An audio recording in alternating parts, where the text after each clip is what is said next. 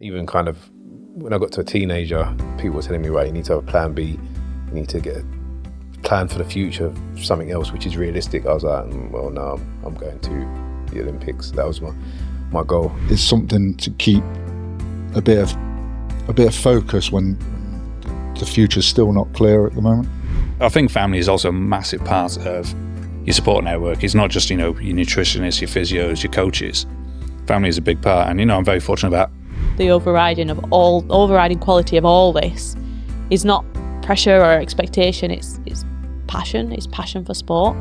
Not just playing our sport, but also what sport gives us.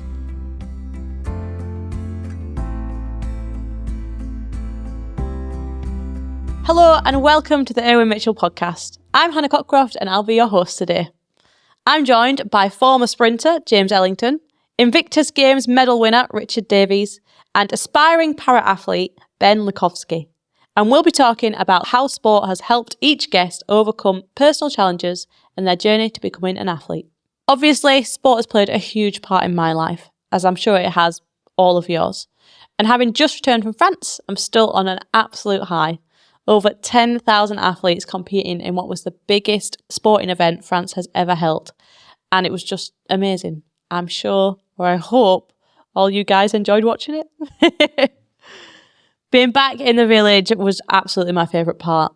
Just being surrounded by people who had the same goals, the same dreams, all cheering one another on, and being part of a really unique experience is special. But being back in front of a crowd was also really special. Obviously, 3 years ago in Japan, we had no crowds at the Paralympic Games because of the pandemic. So to be back in front of thousands, it's something that Paralympians don't really get that often. So we count down to it once every 4 years. And it really, really is incredible to get there. And this time around, it really didn't disappoint. But I'll move on, because now we're all here because of our love of sport. We've all had different journeys into sport and different experiences of how important it has been in our lives. For me, it wasn't the average journey into sport. So to really narrow it down, I was the only child with a disability at my mainstream school. I had a great time at school, never got bullied, never got treated any differently aside from when it came to PE. So PE lessons for me were sitting in the library, they were sitting and watching, they were doing physiotherapy on a mat in the corner, which I'm sure you can all appreciate. It's not exactly where you want to be when your friends are all running around having fun. And I learned from a really young age that sport is not for people with disabilities. When I was 12, when I went to secondary school, I had a really passionate PE teacher who just refused to let me sit on the side. So she went online, she did some research, she found a local wheelchair basketball team and invited them into the school to do a demo. And that was it for me. She opened up just this whole new world that I had no idea about.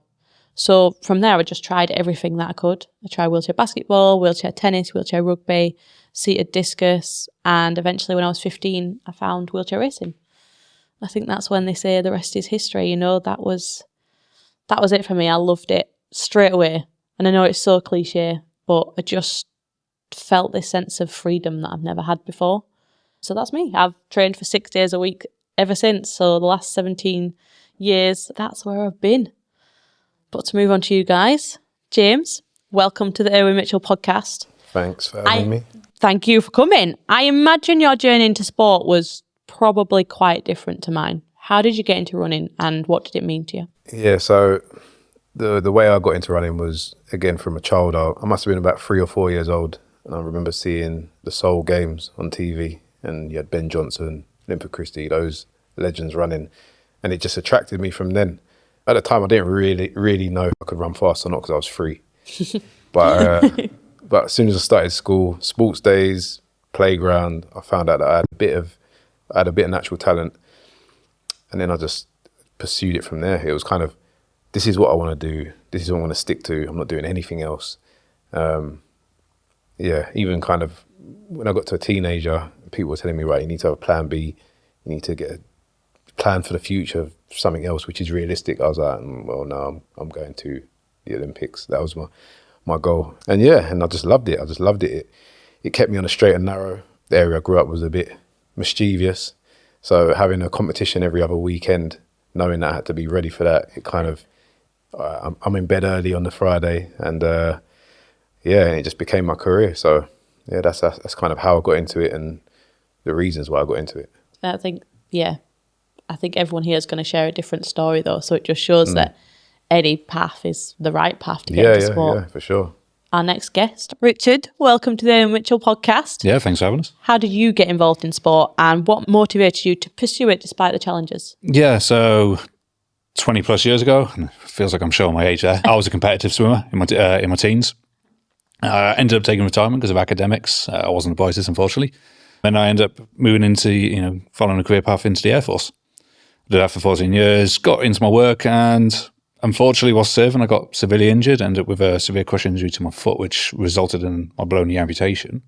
And it was actually from there that I always had that competitive streak in me, but because I had that second chance at sort of life and sport again, going through the Invictus program, I got to have a go at archery, rowing, swimming, all the different sports, on the table we had available. And it gave me that chance to try something I hadn't considered. I competed in rowing, swimming, archery, had a great time, and it spurred me on to push myself even harder, push myself further, and hopefully one day maybe make the Paralympics myself. Well, you'd be very welcome on the team, 100%. Well, yeah, that's the plan. We'll get there. And last but certainly not least, welcome to the podcast, Ben. Thank you. You're just starting out in your sporting journey. So what is it that sparks your passion and motivates you to want to be in sport? So as a kid, I'd always done a lot of sport and thrown myself into it, but never at the level. I always enjoyed the journey and being around people, but when it came to the higher end, I don't think I had the discipline. But then I joined the Marines, and you kind of learn a bit more discipline, and then kind of like now I'm on the second kind of phase of my life, and it kind of when something. So I had a car crash, left me with a brain injury. Like, it's quite foggy, and you don't know what the future holds. So for me, I tried lots of, similar to like as you was as a kid, like lots of adaptive sport, trying different things. Initially, a lot of the sports that they give you are exercising sports, which I don't really like like running, discus, and throwing. And but I found, again, on the Invictus program, joined the Invictus program, and got involved in wheelchair basketball, para volleyball, sitting volleyball, and rowing. And it was just off the cuff, randomly went down, because it was in Nottingham. They had a para trial day, and I went down and had a go at a load of stuff. Realised that I loved the volleyball because I played volleyball as a kid, so started taking that up. And then the rowing, I went down, did a minute time, and I think I got one of the highest. I think I got the highest time on that day. No technique. It was just sheer strength, just sheer going for it. Royal Marine Commando ripping the chain off. And from then it was like, well, let's just see how it goes. Rob, who was the coach, said, look, you are a bit older than everyone else. I'm 41, so one, it's an excuse to keep the dad bod at bay. keep the dad bod at way, but it's something to keep a bit of focus when the future's still not clear at the moment. I hope that makes sense. Yeah, no, 100%, and it's just something different to think about and keep you motivated day to day. It's a great place to use sport. Now, James, you had an illustrious career on the track. Can you think of a pivotal moment in that career that made you think, yeah, this is it, I could achieve my goals, like this is what I want to do? Yeah, I'd say the moment when I realised that I could achieve my goals was 2012 British Championships. So going into that championships, I was a good junior. I was always on the teams and stuff. But before I kind of broke through onto the senior team, it took me about 5 or 6 years. Like, it's hard transitioning from a junior to becoming a senior. Obviously, it's a different level. And 2012, obviously, with the home games and all the rest of it, I was like, all right, this is kind of make or break now. So if I'm going to take this seriously now, I need to break through. And yeah, there was a lot of pressure on me that season because I said a few things on TV that if I had the funding, I was going to be British number one. And up until that point, we still had the old guard in place, and they're like, "All right, you haven't won anything yet, so why do you think you're going to come and beat us now?" But I purposefully did that. I said, right, I thought, let me speak it out there so everybody hears it, and then I'm going to have to kind of stick to it because I want to be a man of my word, right? So I'm on the BBC Red Couch and saying, yeah, I'm going to be number one, blah, blah, blah, blah, blah. If I get the sponsorship. I got the sponsorship, so now box ticked. Now I had to become British number one. Went out to the British trials that year thinking, right, I need to run my legs off. And yeah, against all odds, cliche, I won the British Championships, beat everybody, and that was the moment it kind of confirmed to me what I believed for how many years, that, right, you can actually do this. And that was probably, yeah, to this day, my favourite moment as well. It must have been a bit of a moment of relief as well. Oh, God. Yeah. Sponsor was like, right, you're going to do this, James? I was like, yeah, don't worry, it's under control. Yeah. Please be under control, please be under control. Yeah, exactly. You know what? I think mine was almost the opposite. Like, I probably had that pivotal, I can actually do something really good here moment. So I started racing in 2007. I broke my first world record in 2010. And up until that point, like, I had no interest, but I didn't know enough about the Paralympics. Wasn't really following the build up to London 2012. Like, I literally was in the race chair because I enjoyed being in the race chair. And I remember I went to this track meet in Liverpool and just raced the 400, like went in, raced it, as you always do. And about 2 hours later, David Weir came over with this massive bouquet of roses and a card. And I was like, what's going on? And he was like, oh, you broke the 400 metre world record. And I was like, did I? Like, why? I didn't even know what it was. Like, I wasn't aiming for it. And I think in that moment, I was like, when a legend like David Weir recognises you and recognises what you've done, you're like, oh, I might be okay at this. I might actually be able to do something. So I think for me, that was kind of that moment of, oh, right, like, okay, there's a future here. Ben, can you tell us about a pivotal moment you've reached in reaching your goals so far? Yeah, well, I think it was just knowing that, like, the Paralympic day when I went in Nottingham, it just gave me so many options. You know, it gave me an understanding of what I can potentially do, and having a sporting base from the past, it just lends itself to just going for anything else, I think. So yours was just like the realisation of, this is everything that's on offer to me still. Yeah. And it's a funny one, isn't it? Because I think when you're able-bodied, you can go to the local running club or you can go to your local Sunday league or whatever it is, and all these options are kind of there and widely spoken about. I think with parasport, you have to open that door first. You know, especially for me growing up, it wasn't on telly. The Paralympics weren't on telly. There were no disabled people in the media. Like, it wasn't internet because I'm old. So you kind of didn't know what's available. And it still is that thing, isn't it? That you've got to take that first step and get in that room and then be like, oh, the options are actually endless, aren't they? Like, there is every sport available if you can find your way in. Richard, what milestones have you reached in your sporting journey so far? So I said I haven't been competitive swimmer 20 odd years ago, and taken early retirement, which could have possibly gone a bit further. But to get back in the pool for Invictus Games, competing on an international stage, that was my chance to try and put that demon to bed. And the fact that I'm 20 years older, I'm down a leg, carrying a bit of a dad bod as well, and I actually gone and set my fastest time in my 50 front crawl, and to come away with 4 gold medals in the pool, I was like, do you know what? I'm still capable of actually achieving good things. So for me, that was a perfect time to retire. That was my Paralympic swimming. So I put that one behind me. That's now at rest. And yeah, I was going, do you know what? Let's give the archery a go. I had a great time with the archery. I had some fantastic coaching. And this is where I'm hopefully going to go in the future with it. Just, as you said, it's practice, practice, practice. Yeah, 100%. To the point where I even committed to buying targets, everything for my garden, so I can practice there. So I've got no excuse not to train now. If it's 40-minute drive's too much, I'll just walk out the door and do it in the garden. All right, but don't anyone break into your garden. No. Out of the way, thankfully. So I think I could speak for all of us when I say that achieving milestones in sport takes a lot of personal commitment. But to do that, you need a good support network behind you, someone to kind of help us along the way and sometimes encourage us, but also make sure that all the other things are working for us. I joined the Para Pathway in 2008 and I had to learn a lot of things really quickly.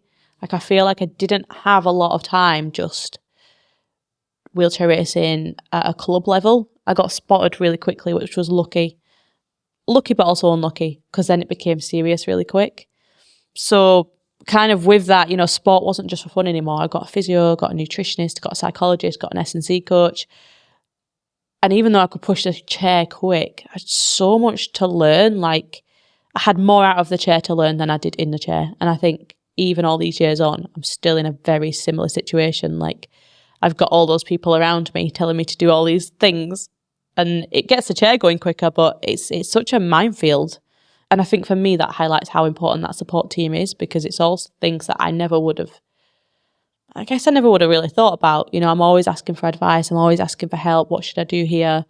Even down to my coach, you know, in my chair, he'll go, oh, why was that start better? And I'll be like, I don't know, I just did it. You know, like you're never really that aware of what's going on. James, how was your journey to the Olympics and how important was your support team getting there?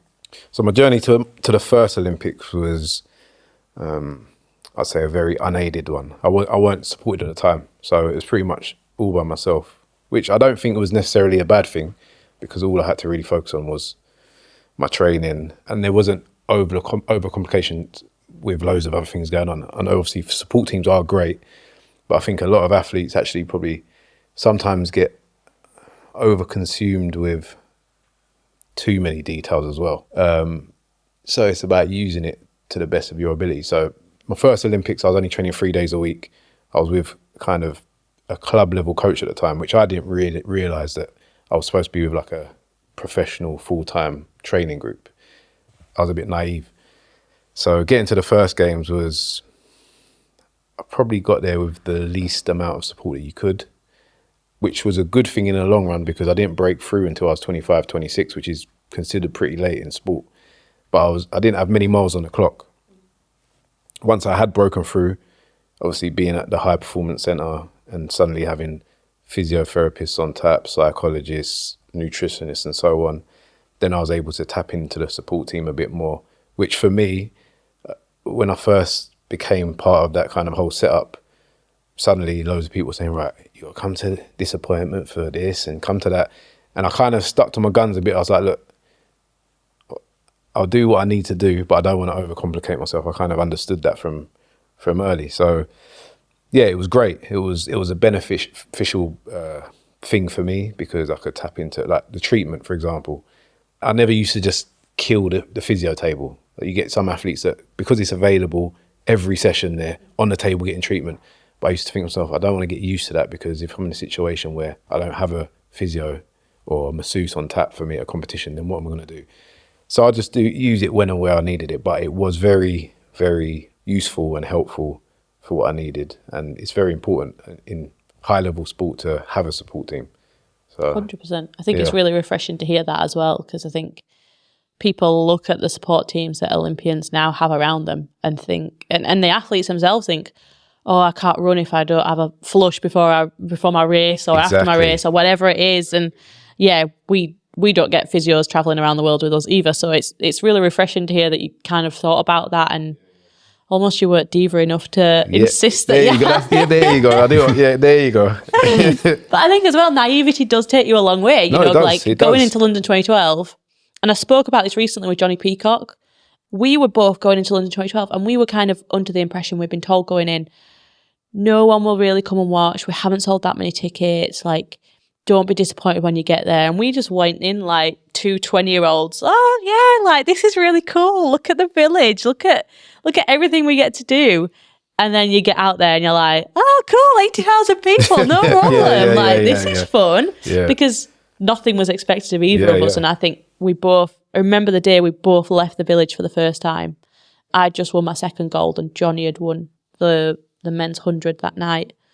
And we were allowed freedom into the Westfield. And I remember going into like I don't know, it was like a supermarket, and it was literally like my face or Johnny's face or Dave Weir's face on every paper, and we were like, oh, okay, this is quite Crazy. big. Yeah, it's crazy. But I think if we'd known that going in, it would have been a completely different games, wouldn't it? Because you'd just sat on that start line like, there's so much expectation Exactly, here. But yeah. we were just kids, like, Yeah. and it is naivety. I think is a great thing to have.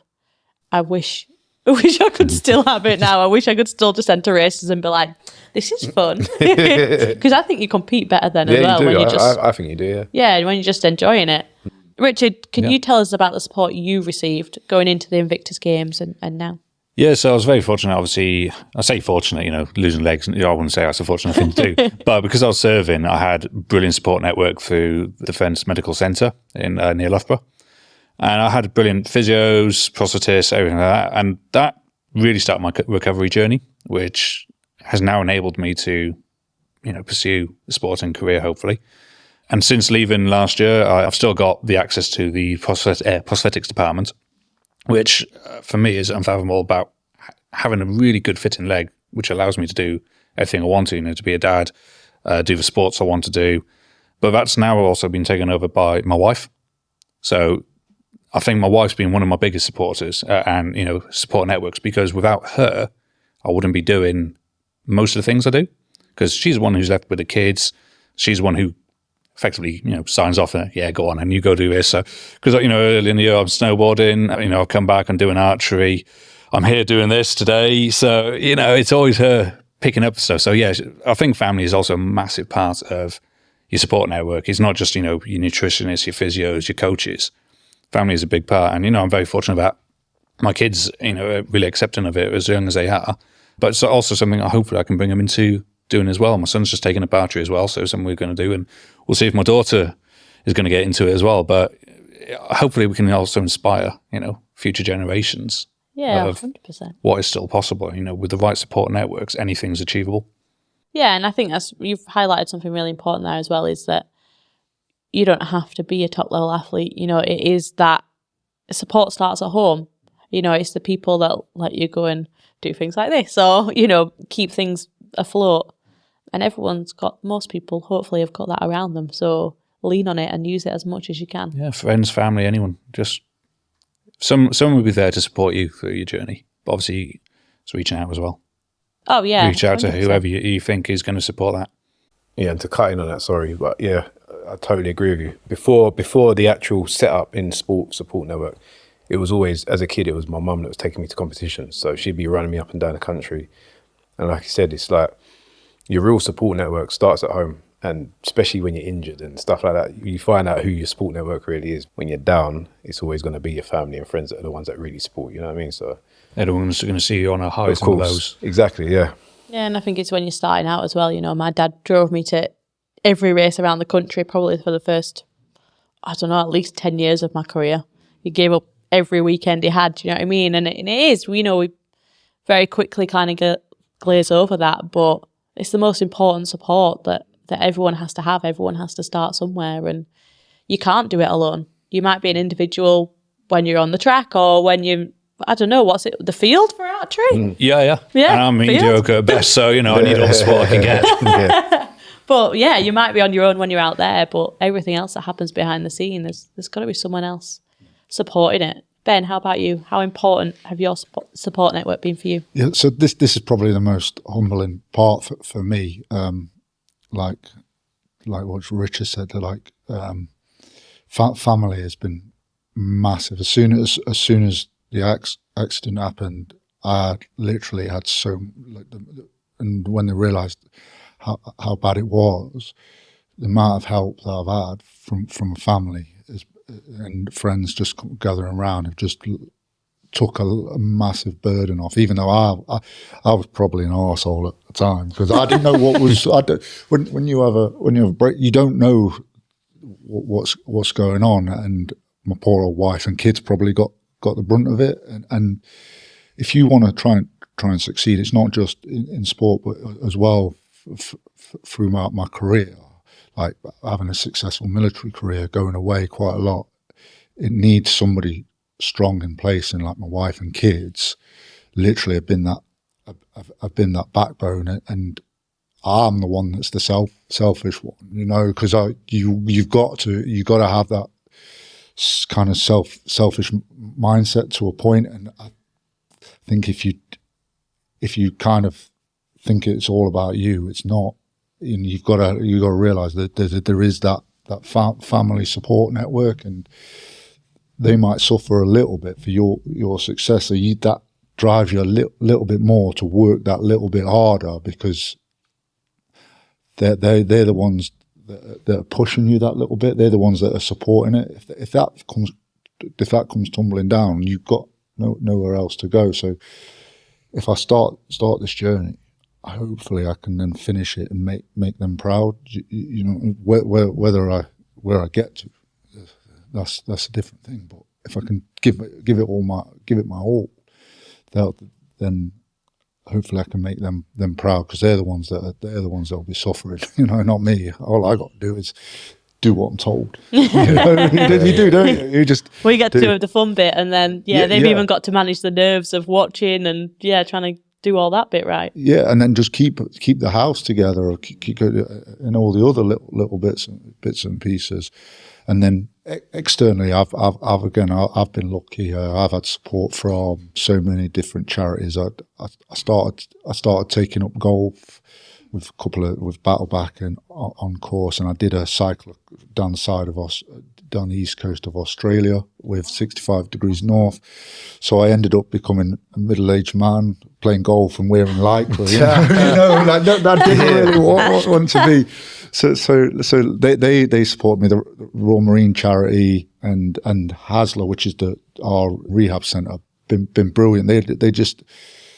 There was no pressure, but they just gave you so many opportunities, where I kind of did loads of stuff, tried to grab everything I could, and then kind of wild it in. And even at a local level, I started playing walking football with the over 55s, and they were great. Knew that there was something wrong, but they were like, oh, we'll do everything to help. So I extended like my reach quite far, but I got so much more back that like I say, it's really humbling, and that drives you, because you want to try and repay all those people that have helped you by either doing your best. Yeah, 100%. Yeah. And like you say, it can even come from unexpected places, community, or the people that don't have to do it but want to help. Yeah. Like affording my first race chair. All those years ago, her race chair cost about £5,000, which at the time felt like a lot of money, but now feels like pennies.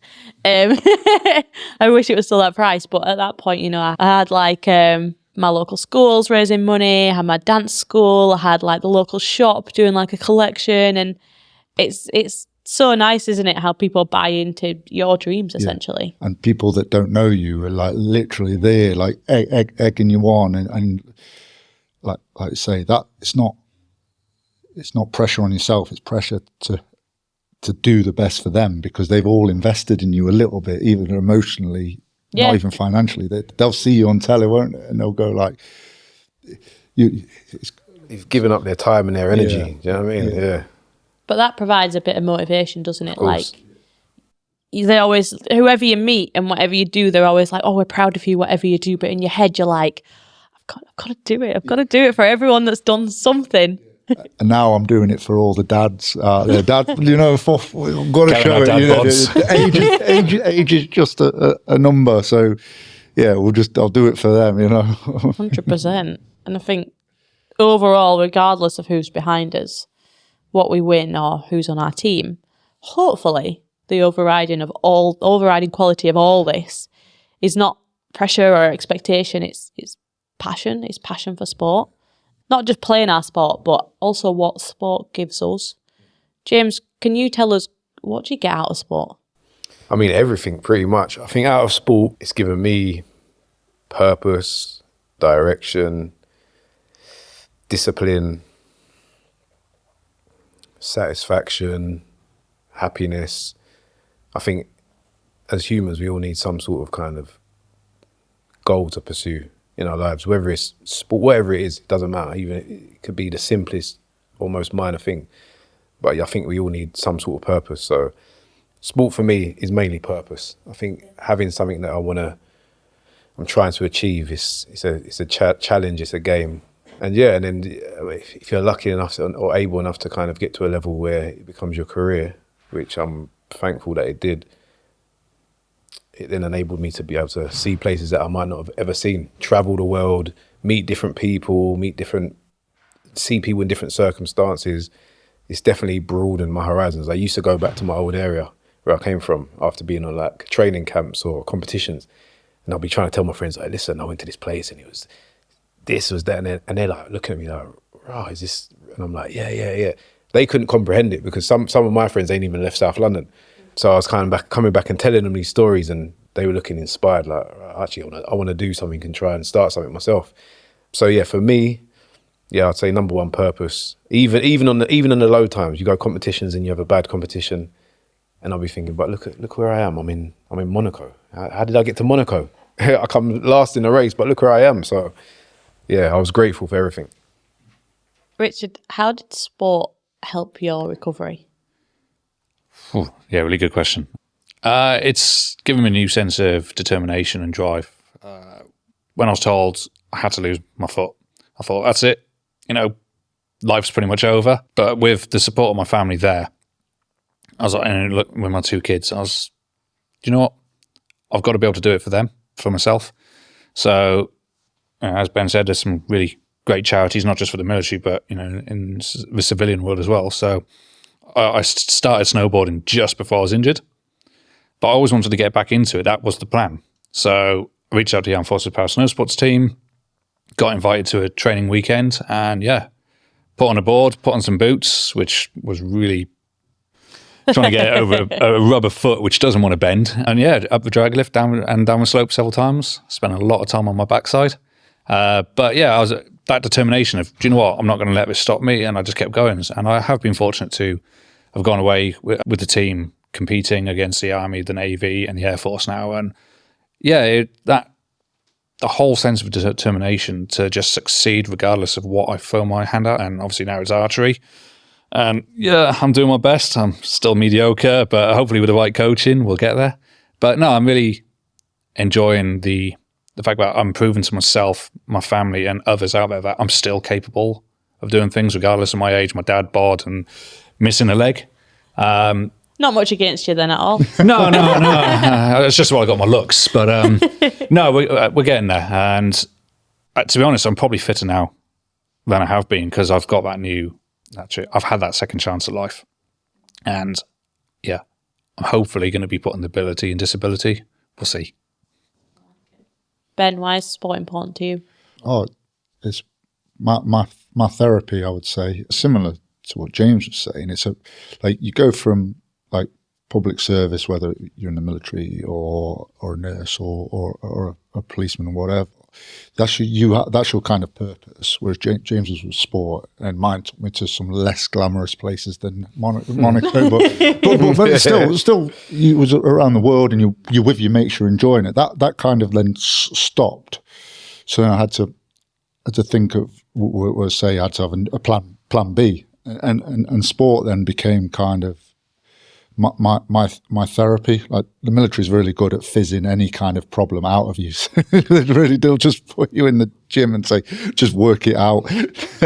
but the reality was, it was a great bit of therapy. But it also allowed me because I still didn't understand what was wrong with me. When you have complex injuries, I didn't know what was wrong with me. Such falling over, dropping stuff, just get the confusion as well was all happening.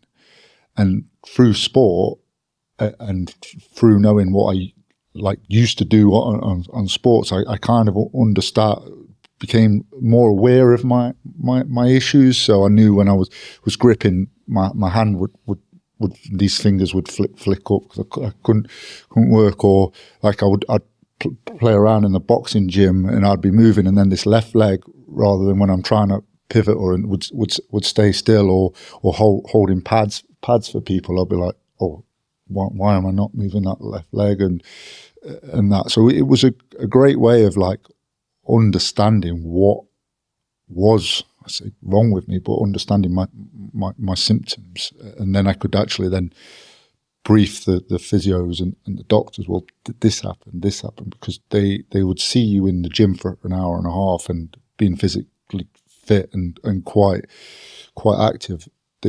They didn't get a true picture, if you know what I mean. So it was like, well, I tried this, it didn't quite work. So yeah, it was a massive part of my kind of recovery process. Yeah, I think that's a really interesting thought as well, because I was thinking what my answer would be to this. Yeah, and for me, I think my obvious answer was actually just proving people wrong.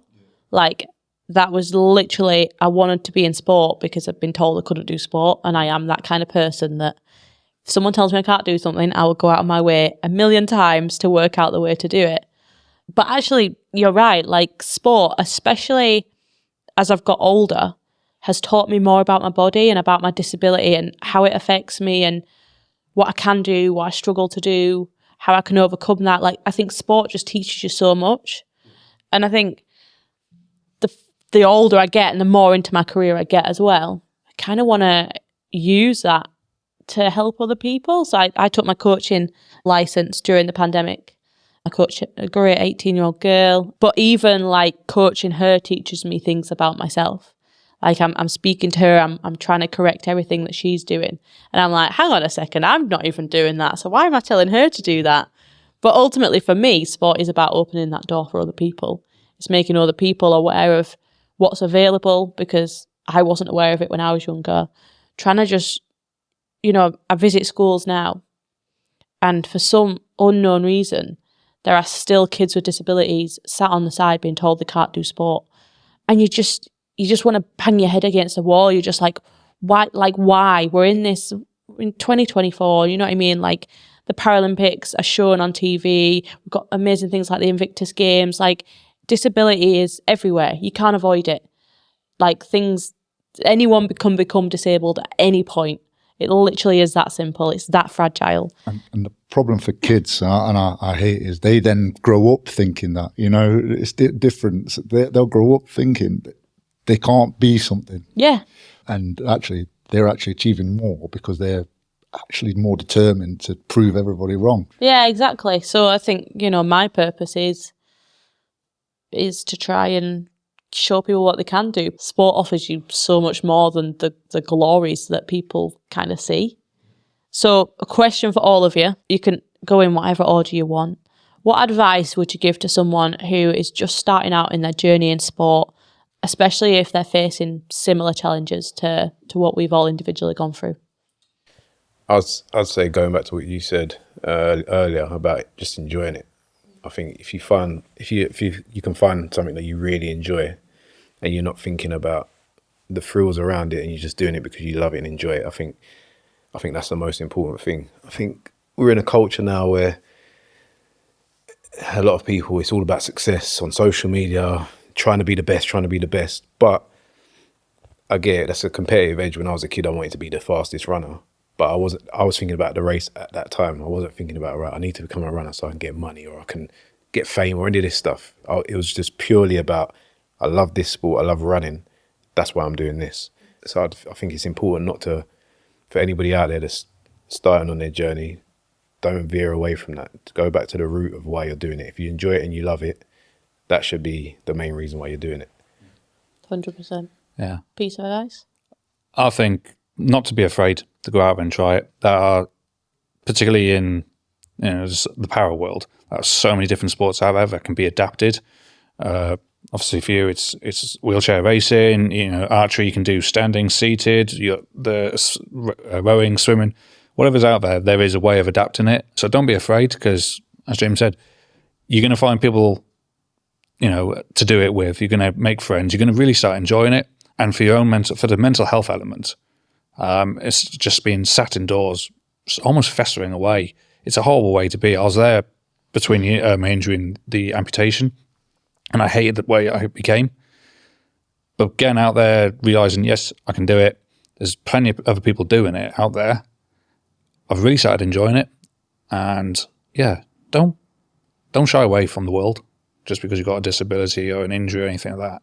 Go out there, enjoy it. Don't be afraid, and embrace what's out there to have fun with. Ben, piece of advice? Yeah, embrace the journey, because you guys have been successful in your career, and we've reached milestones in our career. When you get to that milestone, you're like, oh, what's next? And you forget about the actual fun you've had going to the reaching the top, don't you? Like I say, because yeah, if you just embrace it and you realise that's where the fun is, the enjoyment as well is, if you enjoy it, that will give you that extra edge to practice those 10%, those 5%, because you're enjoying it, and it's not a chore, is it? So yeah, embrace the journey. Don't worry about the end result, because that will come no matter what. You can't determine anything against that, because there's other competitors. So just Yeah, the journey is definitely the main part of it. Yeah. And to second that, I think when I was coming like near the end of my career, and I'd reflect back on kind of the journey, I'd say to other athletes out there, you need to embrace those moments, because as athletes, we understand that.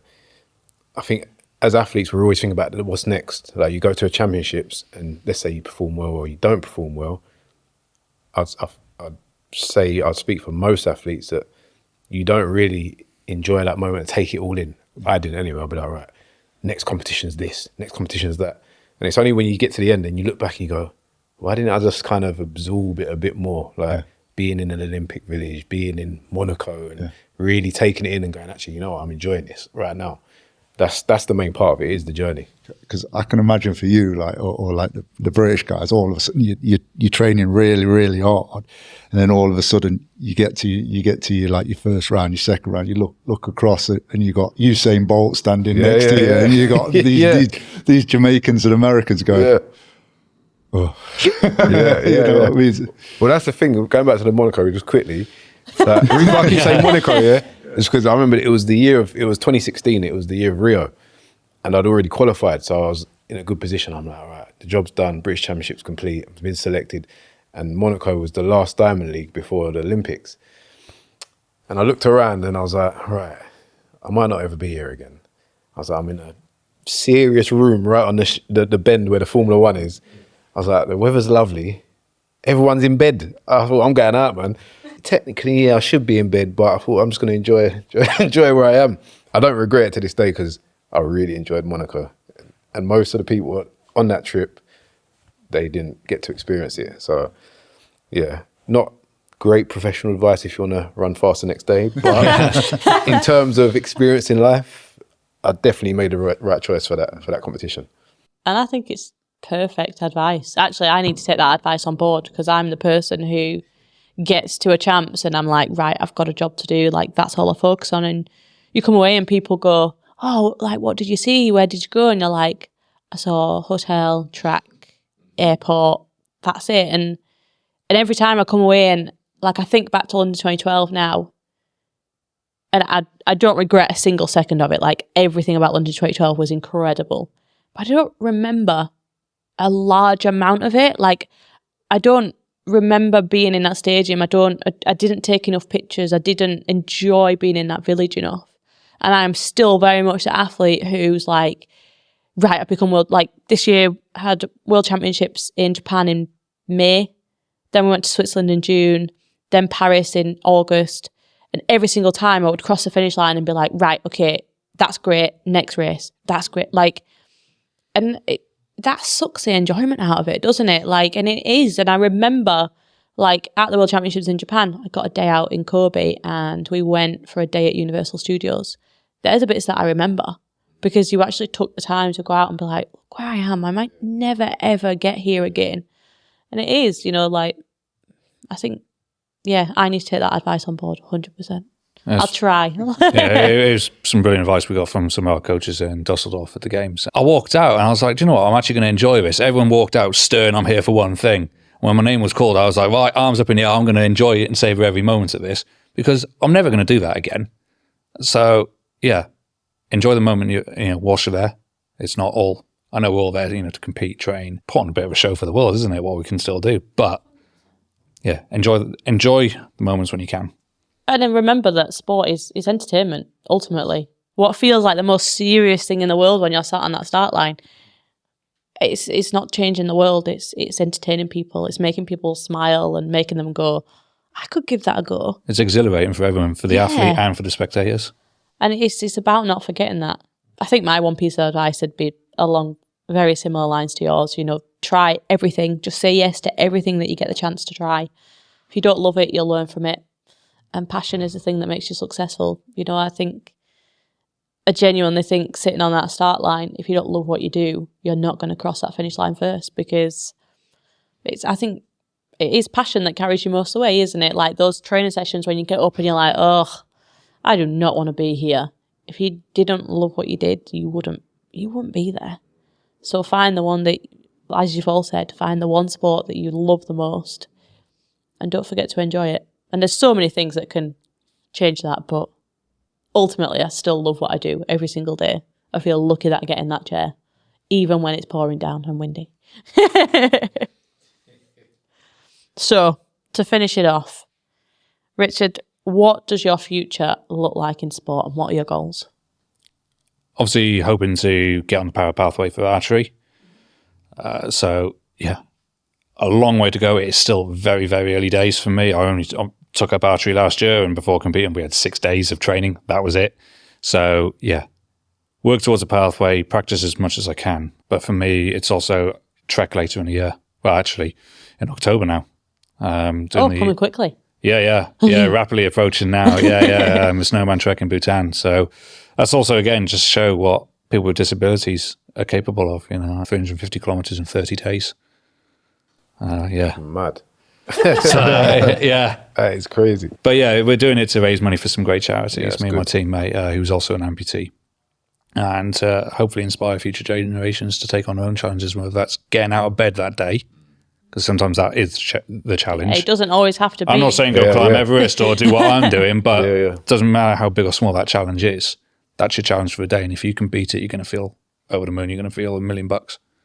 So, yeah.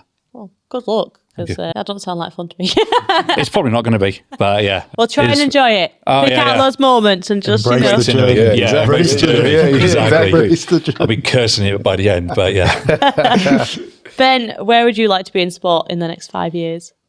So short term, the Invictus was Whistler, and then it's all down to, the reality is down to classification. It's still trying to understand where I fit in, and whether they will classify me in said sports. So from there, it's then if they're happy, the classifiers are happy, then it's just crack on. If it's not, it's just test and adjust and see what the plan B, C is. Yeah. And if not, it's just move on and just play for fun. Yeah, but just keep trying, see where you can get. Yeah, exactly. It's just so many variables at the moment. Oh, 100%, yeah. James, your situation is slightly different now you've retired.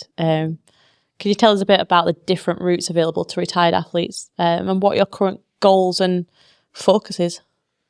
I mean, I'll say the different routes available to retired athletes, I think you should, unless there's something in particular that you've always wanted to do that you've never been able to do, I think you should follow a route of what you know and enjoy. So if that's still being a sports person or coaching, for example, for me personally, I don't think I'd enjoy coaching athletics, because I just don't think I'd be an enjoyable coach. So, yeah. But in terms of coaching, though, I am doing some coaching. So I'm currently coaching other athletes in different sports. I'm coaching them speed. It's what I know. It's what I love. So I coach football players, rugby players, how to actually run with correct technique or run faster. And I've recently taken up no-gi jiu-jitsu, which is amazing. It's like physical chess, so it's I love it. You get a good workout. It's a challenge, and yeah, I'm trying to, as I get older, life is speeding up. So I'm not trying to slow down. I'm trying to speed up now. I'm trying to catch up and do 350 kilometer hikes, stuff like that. So I want to travel a lot more experience a lot more. Like you said earlier, we've gone to so many countries and not really even experienced it. So I've got a list of countries that I've been to and I haven't done anything there. So I want to try and tick those boxes and just, that's kind of my plan. I'm sure Richard can open a space upon his trek that you can... When is it, October? October. We might have to training. talk after. He needs a speed coach if he's against Yeah. There you go. I feel I'm going to need him to cover that distance. Yeah, It's all fallen into place. yeah, exactly. There you go. Well, thank you all so much for sharing your stories and experiences. I'm sure everyone's really enjoyed listening to them and hopefully learnt a lot, and if not, been inspired to at least go out and try as many things as they possibly can and find their passion. And to our listeners, thank you so much for tuning in. Make sure you hit that subscribe button so you don't miss any future episodes, and it's goodbye for now.